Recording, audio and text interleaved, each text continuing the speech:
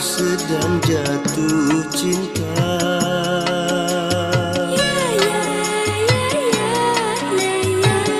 Tapi hatimu tak bahagia.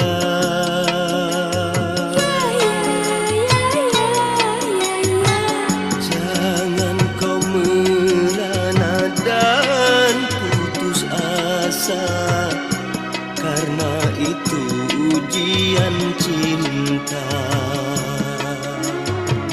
Cerah